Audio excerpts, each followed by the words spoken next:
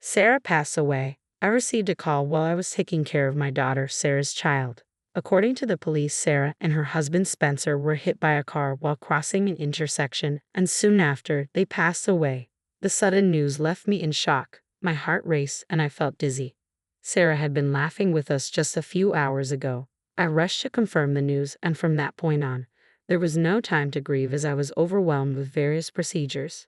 During this time, a discussion about the future of Sarah's triplets with Spencer's parents, Susan and Isaac, came up. When I asked Susan and Isaac about what would happen to Sarah and Spencer's children, Susan said something unbelievable. "What should we do with the kids? They hassle. Maybe put them in a facility." I wondered if my ears were deceiving me. The feeling of disbelief filled my heart. During Sarah's life, the triplets had lived with their grandparents on their father's side. Despite us not seeing them as often, our emotional attachment to the grandchildren should have been much deeper. "Aren't you worried about the future of your adorable grandchildren?" I asked. "They should have adored them so much." "It's all right. My husband and I will take care of Sarah and Spencer's children with all our love." Nearly 20 years have passed since then. Though we faced many challenges, I am proud that all three have grown into fine adults. I never forgot the sadness of losing Sarah and Spencer, but I always thought of living happily for their sake too. Then one day, the doorbell rang suddenly. When I opened the door, there stood Susan and Isaac, whom I hadn't seen in years. Susan and Isaac ignored my surprise, entered, and faced the triplets. Then they said something unbelievable. "Would you like to live with us again?" "My name is Kennedy. My husband Harold was my high school classmate. We started dating then and got married after becoming working adults. At the age of 27, we were blessed with a child. Her name was Sarah. As our only daughter, we devoted all our love to her. Sarah grew up to be a bright and energetic child. When Sarah became a college student, she introduced us to her boyfriend, Spencer, who was a year older than her. One day, she approached us with a request. "Mom, I'd like you to keep the end of this month, Sunday, free. Dad too. We have something we want to discuss. It's about Spencer and me." The end of this month? Sure. Harold has the day off, so that's fine. But what's it about? "I'll explain everything then. Sorry, but please make sure you're free that day, and tell Dad not to go fishing." I was curious about what was going on, but Sarah wouldn't say more until the day. Lost in a whirlwind of thoughts, I awaited the day. When it finally arrived, Sarah mentioned that the discussion would be at Spencer's family home, which I somewhat expected. Such occasions where both families come together to talk are rare after all. Never having met Spencer's parents before, my nerves were barely concealed as we made our way to their house. "Nice to meet you. I'm Spencer's mother. Please come in." "Nice to meet you. We appreciate your hospitality." We were greeted by Spencer's mother, Susan. My nervousness only grew with Susan's monotone voice, as it did seem very welcoming upon entering their house. It was clear from the start that something was off. Spencer's father, Isaac, and Spencer were already seated, and an uneasy atmosphere hung in the air. We sat down in front of Spencer's family, ready to listen. Slowly, Spencer began to speak. "Sarah and I are expecting a child. We apologize for the sudden news, but please allow us to marry and have this child." Despite his nervousness, Spencer made sure to look us in the eyes as he spoke. They were not yet married, and both were still students. You could tell he expected opposition. His voice trembled slightly. After Spencer finished, silence ensued. Gathering my courage, I voiced my concerns about them proceeding with the pregnancy. "Do you understand what it means to have a child? What about school? How do you plan to support yourselves? You've never worked before. It's more challenging than you think." Following that, Spencer's parents, Susan and Isaac, also opposed the idea, deeming them too young. "Don't be ridiculous. You're still children yourselves, talking about marriage and a baby. Who do you think has been paying for your education, you ingrates?" Their words were a torrent of anger.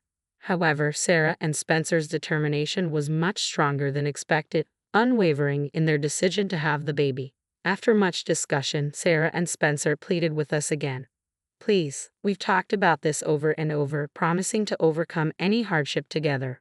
Please." Hearing Sarah's almost disappearing voice stirred something in me. Sarah had always been such a good child, never once demanding, and now, for the first time, she was conveying her wishes to us with all her might. Although I initially opposed, as we talked more, I began to understand the depth of their commitment. I could see their resolve was genuine. Still somewhat anxious, I decided to support their decision to marry and have the baby if that was what Sarah wanted. Sarah seemed relieved by my support, but Spencer's parents remained steadfastly opposed. If you absolutely cannot accept it, then Spencer and I will cut ties. That way, we won't be a burden, right? Sensing the conversation was going nowhere, Spencer quietly made his stance clear. Spencer, isn't that a bit too drastic? Let's think this over calmly. I gently urged Spencer to reconsider. I know it sounds drastic, but if this is the only way, Spencer insisted. Startled by the mention of cutting ties, Susan and Isaac hesitated. They requested a brief consultation and moved to a different location. I caught glimpses of them whispering and casting glances our way from the corner of my eye. After a short while, Susan and Isaac returned, sharing a smug smile before presenting their decision. They would allow the marriage and pregnancy, but with conditions. The initial relief of their acceptance was quickly overshadowed by the word conditions, making everyone but Susan and Isaac tense. The stipulation was that Sarah and Spencer must live with Spencer's parents at their home. Additionally, we, Sarah's parents, were to provide Susan and Isaac with living expenses for Sarah. The thought of Sarah, who had never lived on her own, much less with her in-laws, filled me with apprehension. What's the matter? Any complaints? If you can't accept these terms, then we won't approve of the pregnancy or the marriage. And of course, we'll categorically refuse to cut ties with Spencer. What will it be, Sarah? Susan's confrontational tone caused Sarah to look down. Okay, thank you for your approval, Sarah reluctantly agreed after some thought. The anxious look on Sarah's face made me feel a twinge of sadness. Though my worries never fully dissipated, seeing Spencer gently support Sarah, I decided to keep a watchful eye on them for a while. Soon, Sarah and Spencer proceeded to drop out of college to support their upcoming child. Spencer started working at a company owned by a friend of Harold, while Sarah assisted with piecework and household chores under Susan, her future mother-in-law. Harold, who had introduced Spencer to the job despite having no work experience, did his best to help them adjust to their new responsibilities. Initially, I inquired about his progress out of concern. Contrary to Harold's worries, Spencer was well regarded at his workplace. Spencer seems to be doing really well at work. I'm quite proud. Harold spoke with pride, showing how diligently Spencer worked and saved money. Our initial anxiety gradually transformed into a growing sense of reassurance about Sarah and Spencer. Time passed, and Sarah safely gave birth to triplets. When I first heard it was triplets, I was so surprised that I kept asking Sarah if there was a mistake, a memory that still stands vividly in my mind. I don't know anyone in my circle who has had triplets, and I've heard that multiple pregnancies carry higher risks compared to singleton pregnancies. Amidst these concerns, the days were filled with worry about whether they would be born safely, but the triplets were developing well in Sarah's womb. When they were born, they were incredibly adorable, truly becoming the apple of my eye. Nancy was the first to arrive, the only girl among them. Her eyes were big and beautifully double-lidded, a very charming little girl right from the start. Then came Tanner, the smallest at birth, making us hope he would grow strong and healthy. Lastly was Taylor, who consumed the most milk, making Sarah feel he was robust. Sarah and Spencer cherished their children deeply, and we as grandparents frequently visited Isaac's house to dote on them. After giving birth to the triplets, Sarah started working a part-time job. The following year, Spencer, wanting to provide more for his adorable children, and Sarah changed jobs to earn more, working harder than before. Seeing Sarah's family come together joyfully reminded me of Sarah's childhood. I deeply wished for their happiness to last forever. One day, Sarah's family planned to visit our home. Harold was looking forward to playing with our grandchildren. From the morning, I was excited too, with the table laden with their favorite snacks and toys. Soon, the doorbell rang, and there stood Sarah, Spencer, and the triplets. Hello, Grandma and Grandpa. Tanner, who was small at birth, had grown into a lively boy. Taylor ran after Tanner into the living room. Nancy, being the only girl, seemed a bit shy compared to her brothers. Seeing Nancy, Harold crouched to her level, offering his hand. Hello, Nancy. There are some sweets over there. Shall we go together? Comforted by Harold's gentle voice, Nancy took his hand and walked towards the living room. Spencer followed them, and Sarah and I walked behind. Unexpectedly, Sarah stopped. I turned around, wondering why she had paused. Mom, there's something I want to talk about, just the two of you. Seeing her unusually serious face, I felt a slight unease. Okay, shall we talk in your room then? We went to the room Sarah used before moving out. Sarah sat on the bed, and I took a seat on a chair. Then, looking determined, Sarah started to speak. Once the kids turned 5, I'm thinking of moving out from my in-laws' house. What's wrong? Did something happen? I had never heard any complaints or grievances from Sarah, who had lived with her in-laws until now. Sarah began to speak quietly, and after confiding in me, left to join her children. Later, Sarah and Spencer asked us to watch the kids for a few hours as they wanted to look for a new place to live after moving out of the in-laws' house. Of course, take some time for yourselves, I encouraged with a smile and a hand on their children's heads. Sarah and Spencer left the house. It had been quite some time since Sarah's family arrived, so Nancy, who was initially nervous, was now engrossed in the toys we had prepared. Tanner and Taylor were playing together with block toys. I was all set to keep them entertained until Sarah and Spencer returned. How many hours had passed since they left? I was starting to worry when I glanced at the clock, and just then the phone rang. A bad feeling washed over me as I rushed to answer it. It was the police on the line. Yes, that's me. Yes, okay, understood. The police officer's voice seemed so distant as I hung up the phone in shock. Harold, sensing something was wrong, came over and shook my shoulder. What's wrong? You look pale. My voice trembled as I explained that Sarah and Spencer had been in an accident. They were hit by a car while crossing an intersection and had died instantly. How could I possibly explain this to their innocent children, still playing joyfully? The mere thought brought tears to my eyes. Harold and I hurried to the hospital to start the necessary procedures and confirmations. Harold's hand on my shoulder was trembling, making the reality all the more poignant. After confirming Sarah and Spencer's death, we were swamped with arrangements without even a moment to grieve. There were endless visits to the police and municipal offices, funeral arrangements, and notifying relatives. At Sarah and Spencer's funeral, friends and Spencer's colleagues mourned their untimely deaths, highlighting how beloved they were. It struck me how fortunate they were to have such a supportive community. While Harold and I were busy with funeral staff and attendees, Susan and Isaac were surrounded by acquaintances shedding endless tears. Despite our own sadness, we were just trying to stay strong amidst the overwhelming pain. I muttered to myself, heartbroken during the hectic funeral. Susan's promise to raise the triplets well was the only thing that offered me a sliver of comfort, showing her caring heart for them. Even after the funeral ended, the busy days continued without a break, especially with taking care of the grandchildren. Since the day Sarah and Spencer had their accident, the triplets have been living with us. We didn't tell them directly about their parents' passing, just that they wouldn't be seeing them anymore. Even though they're young, they must find it strange not to see their parents return after a whole day. Understanding they won't see their beloved parents again, tears welled up in my eyes. The eldest, Tanner and Taylor, perhaps not fully grasping the situation, looked at crying Nancy with curiosity and gently patted her head. What's wrong? Are you hurt? Shall I bring you some medicine? The boys, especially being protective of Nancy, the only girl, asked her gently. They must feel it's their duty to protect her, even unconsciously. Embracing these kind-hearted three, I too shed tears. Harold and I had never spent a night with these children before. Perhaps out of consideration for their in-laws, Sarah and her family had never stayed over at our house. We were completely unfamiliar with their meal schedules, nap times, or how to put them to bed. Everything was uncharted territory, leaving Harold and me feeling overwhelmed. Tanner and Taylor probably started to sense something was wrong, realizing they couldn't see their beloved parents. They became anxious and started crying. I wanted to stay close to Nancy, who hadn't smiled since the accident, but there were too many urgent tasks to handle. I tried calling Susan and Isaac, hoping they could share some of the burden.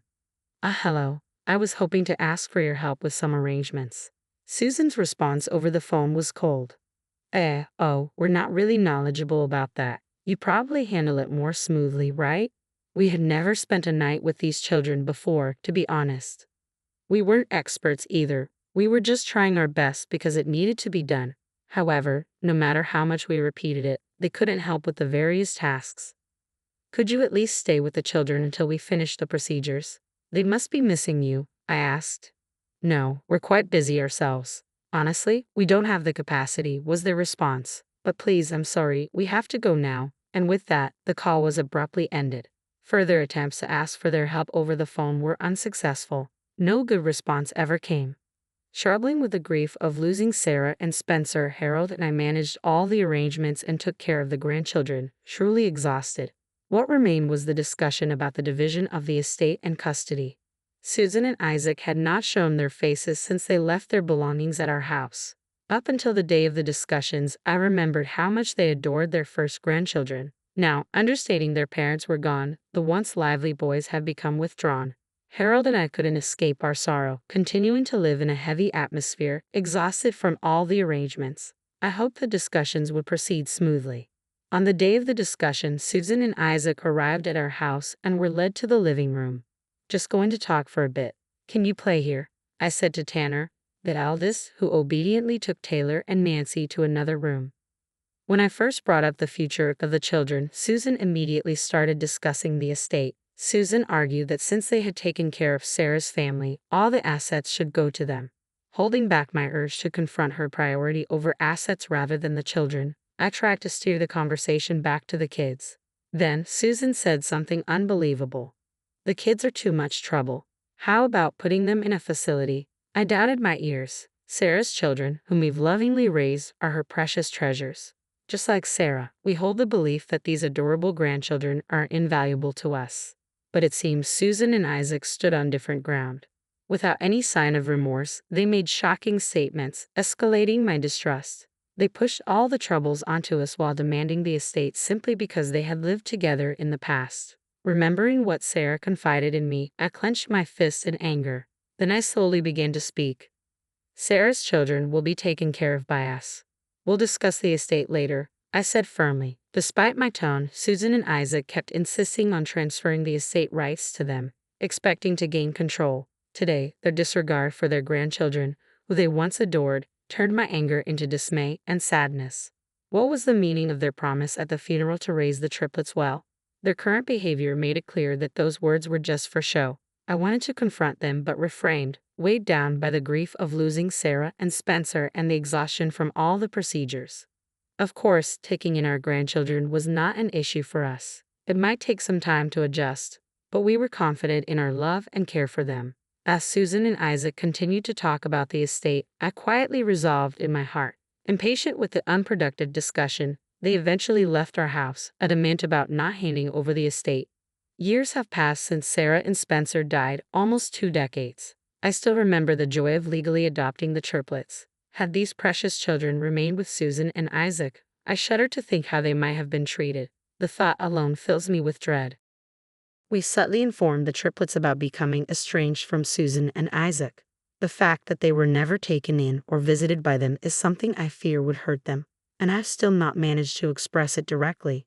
Throughout my explanation, none of them looked particularly sad, simply acknowledging with a "we understand." Without their parents, they might have felt lonely during school activities or when interacting with mom friends. Struggling with things they couldn't do well, yet all 3 have grown up to be such honest and wonderful children, not letting those challenges affect them. Now, they truly feel like my own children, carrying on Sarah and Spencer's legacy. We were living peaceful days with the triplets when one day, the doorbell rang. Opening the door, I was surprised to find Susan and Isaac standing there. "Hello, it's been a while," Isaac greeted as if the years hadn't affected him. "Oh, it's been a long time. What brings you here all of a sudden?"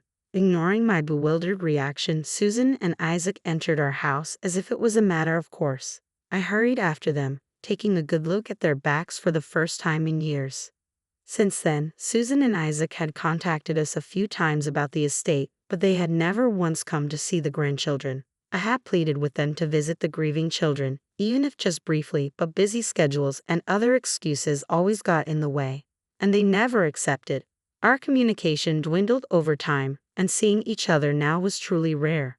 It seems we've both aged quite a bit, perhaps feeling mutual about this. Susan, leaning on a cane, stood with Isaac's support. I ushered them into the guest room and then briefly explained the situation to Taylor, who was in the living room. "I've got another set of grandparents visiting. Could you fetch Nancy and Tanner for greetings? Are they the ones you mentioned were estranged from?" Yes, that's them. I wonder what they want. Muttering in confusion, Taylor went off to fetch Nancy and Tanner from his room. Shortly after, led by Taylor, Nancy and Tanner joined us in the guest room. Upon seeing the grown triplets, Susan and Isaac immediately showed a gentle smile, grasping Tanner's hand warmly. "You've grown so much." As Susan fondly stroked Tanner's hand, I was stunned, but Susan, undeterred by my reaction, made an unbelievable proposal. "Why don't we live together again, like old times?" This unexpected suggestion left everyone but Susan and Isaac wide-eyed. Why now, after all this time? If they wanted to live together, why did they push the triplets away back then? They weren't there when the kids truly needed someone. They hadn't shown their faces for so long. Overwhelmed with too many unspoken thoughts, I couldn't decide what to say first. Without a word from me or the triplets, Susan pressed on. "You know, my legs have been quite bad lately. Isaac's been supporting me, but we never know what might happen to us, right? It would be reassuring to have you by our side." At first, I thought they wanted to reconnect now that the grandchildren were grown and less of a burden, but it seemed not to be the case. Were they planning to use these children for their own care after abandoning them so heartlessly before? After abandoning their precious grandchildren like that, how dare they speak so opportunistically now? I was beyond exasperated by their unchanged demeanor, speechless but determined not to let these children be exploited yet. Before I could voice my objection, it was Tanner who spoke up. "Who are you? Can you leave if you're going to be a bother?" Tanner, looking annoyed, shook off Susan's grasp. In agreement with Tanner, Nancy and Taylor also looked sternly at Susan and Isaac. Surprised by the unexpected resistance, Susan and Isaac showed their anger. Then Susan pointed at me, accusing, "She's the one who tore you away from us. We wanted to live together, but it wasn't possible because of her." The grandchildren, noticing the lack of sincerity in Susan and Isaac's words, continued to cast cold glances at them. Over time, they had grown significantly, now looking down on Susan and Isaac. Simply by standing, Tanner and Taylor stood protectively in front of Nancy and me. Susan and Isaac, disliking the show of defiance from Tanner and Taylor, clenched their jaws tightly. Then they exclaimed, "They used to be such obedient and good kids before. You've been brainwashed by this too." At that moment, my patience ran out. Suppressing the urge to shout back in anger, I retrieved something from the drawer and presented it to Susan. "Sarah confided in me before her passing. This was given to me at that time." Recalling Sarah's pained expression that day, my voice deepened. "It's all written here, how harshly you treated Sarah just before her accident." Sarah had handed me a small diary. It contained dates and entries resembling a journal. Initially, I had only skimmed through its pages. After Sarah and Spencer's death, as life gradually became more manageable, I remembered the diary and read it carefully, page by page. The entries detailed how Susan exploited Sarah's guilt over their shotgun marriage and her student status, treating her poorly. Sarah endured in silence, unable to share her struggles with anyone. As her pregnancy progressed and her appetite increased, Susan complained about the rising food expenses and reduced Sarah's portions behind Sarah and Spencer's backs. Money was taken from their wallets and accounts. The diary detailed various abuses Sarah had suffered at the hands of Susan and Isaac. Some pages were smudged with what seemed like tears, illustrating the depth of Sarah's pain. Every day, Susan and Isaac hesitantly took the diary, read the first page, then immediately closed it, choosing not to read further.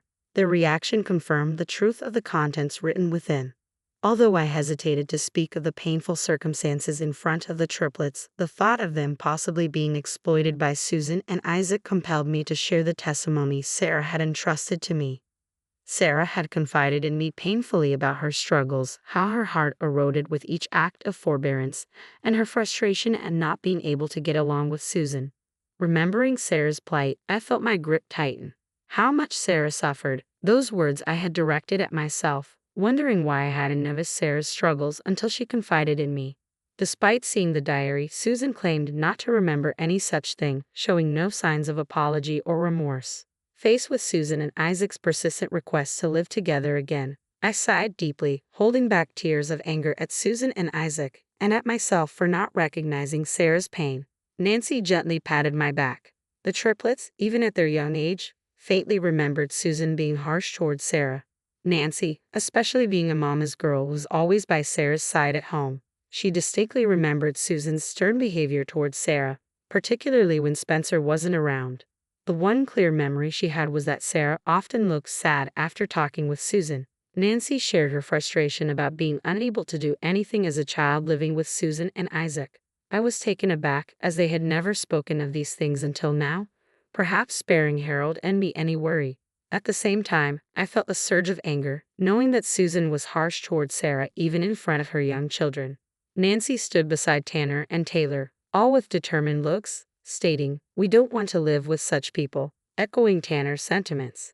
Taylor and Nancy showed agreement. Following Tanner, I spoke up, "I cannot hand over these precious children to you." I stated my position clearly, yet despite our insistence, Susan and Isaac kept pushing to live together with the triplets. Their desperation was evident, likely because their situation wasn't going as planned. Their physical strength seemed to be waning, probably affecting their daily lives. I could empathize with Susan and Isaac's feelings to some extent, as I too have felt the effects of aging, and I knew how significant the support of these children can be during tough times. But the idea of exploiting my precious children for convenience was intolerable. The triplets had been calm during our discussions, but eventually, they showed their anger. "When our parents died, you wanted to send us away to an institution because we were too much trouble." They vaguely remembered. That they remembered such a thing pained my heart. Despite their denials, Taylor countered with a reminder of their own words. "I'll return those exact words to you now. Please leave if you can't handle it. Perhaps you should go to an institution." Following Taylor, Tanner repeated those words. Nancy, showing a strong resolve, also stared down Susan and Isaac. These children, once dismissed as a nuisance 17 years ago, were now returning those words to Susan and Isaac as accomplished adults. Their words made me feel the significance of how Harold and I had raised the triplets together. While I felt a sense of clarity, Susan and Isaac's frustration only deepened. It was thought that Tanner and Taylor's words would finally make them give up. But against expectations, Susan and Isaac only showed irritation without any signs of remorse. "Spencer was supposed to take care of us. Now that he's gone, it's only natural you should do it right." "Yeah. And if you can't do that, then give us a monthly allowance. Have you forgotten all the care we provided when you were little?" Far from showing any regret, they made even more unreasonable demands. They even demanded payment for the care they had supposedly provided up to that point. I was truly at a loss for words. The lack of compassion from Susan and Isaac was shocking beyond anything I had anticipated. Frozen in shock, the triplets exchanged looks inside. Tanner, who had become a police officer, was the first to speak. "If you make any more trouble, I'll call the police. As an officer, I can assure a prompt response." Tanner, now a police officer, warned sternly. Nancy, now a lawyer, spoke next, asserting, "If you threaten our beloved family like this again, we will take legal action." Susan and Isaac's faces paled by the second. Taylor, who worked at the city hall, delivered the final blow. "Also, you're behind on your property taxes, aren't you? Seizure proceedings are likely to start soon. Perhaps you have other matters to attend to." Hearing those words, Susan and Isaac exchanged looks, seemingly realizing they had hit a nerve.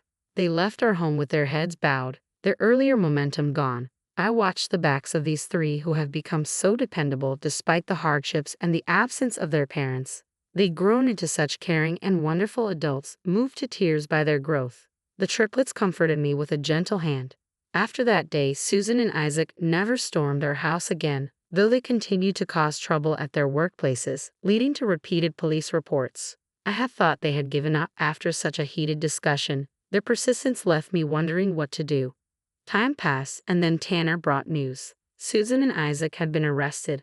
Isaac reportedly attacked a police officer at Tanner's police station when they were about to be reported again. This constituted a serious obstruction of justice, including their past nuisances. Both were arrested. Relieved by this news, I once again thanked the triplets. "Thank you for growing up so admirably. No matter how many times I say it, it never feels enough. It's us who should be thanking you. We're really grateful. Thank you for being there during the hard times. We've grown this much because of you too." They expressed their gratitude to me and Harold. Seeing Sarah's gentle image overlaid on the triplets, I felt profoundly moved. Even months after Susan and Isaac's arrest, the triplets continued to live happily with us, each now with someone special. As they reach the age of considering marriage, the question of who will stay with Harold and me has become a playful contention, ensuring our family enjoys peaceful and harmonious days.